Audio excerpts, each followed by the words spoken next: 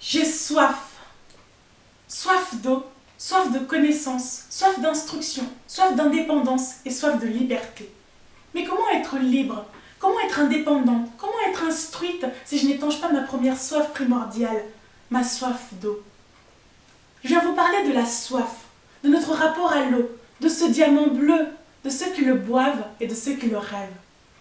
Je viens vous parler du manque d'eau, du sol stérile du Yémen, de la corne de l'Afrique, de ces femmes qui chaque jour, au péril de leur vie, marchent.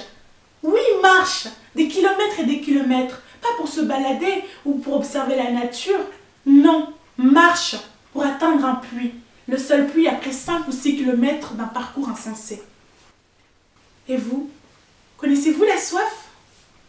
Nous, quand nous avons soif, la solution est simple, nous buvons. Mais qu'en est-il d'eux? N'y a-t-il rien à faire à l'instar de ceux qui pensent que nous ne pouvons pas accueillir toute la misère du monde?